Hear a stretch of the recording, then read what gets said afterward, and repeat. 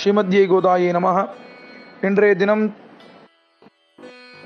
திருவாடிப்பூர உற்சவம் 10ஆம் திருநாள். சப்தாபரணம் என்று சொல்லக்கூடியதான வைபவம். மாலை சாயரக்ஷ திருவாராதனமானவுடன் தாயார் முத்துக்குறி கேட்கும் வைபவம். புஷ்பகொண்டை சாற்றிக்கொண்டு தாயார் தனித்தோழிக்கு ஞாலில் மடவீதிகளில் புறப்பாடு கண்டருளி ஆடிப்பூர பந்தலுக்கு எழுந்தருடன் அரையர் சுவாமிகளுக்கு அருளிப்பாடு சாதிக்கப்பட்டு முத்துக்குறி என்கிறதான ஒரு வைபவம்.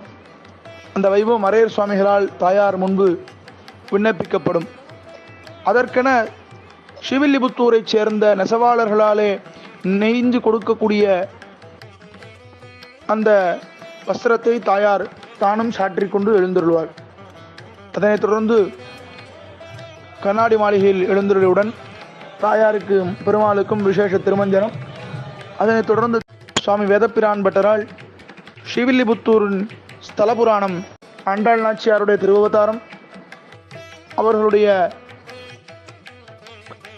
நோன்பு, அவர்கள் எம்பெருமானை ஆண்டாள் நாச்சியார் எம்பெருமான் அடைந்த வைபவம் அனைத்தும் அந்த ஸ்தல புராணமானது எம்பெருமான் முன்பாக விண்ணப்பம் செய்யப்படும்.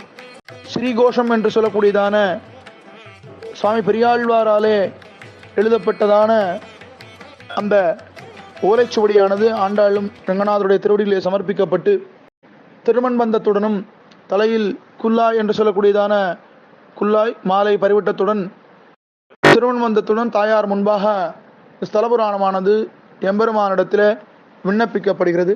தாயாரும் பெருமாளும் திருத்தேர் தடம் பார்க்கும் விதமாக சப்தமேதும் இல்லாமல் மாடவீதிகள் ரதவீதிகளிலே புறப்பாடு கண்டருளி கண்ணாடி மண்டபம் முன்பு எழுந்தருளியுடன் ஸ்தானிகர் சுவாமிகளால் அவருக்கு அருளிப்பாடு சாதிக்கப்பட்டு அவர் இயல் சாத்து என்று சொல்லக்கூடியதான நன்னும் திருவுடையோம் நானிலத்தில் உயிர்க்கும் ஒன்றும் குறையில்லை ஓதினோம் என்று அனைவருக்கும் எந்த குறையும் இல்லை என்று விண்ணப்பிக்கப்படக்கூடியதான இயல் சாத்து வைபவமுடன் 10ஆம் உற்சவமானது நிறைவு பெறுகிறது.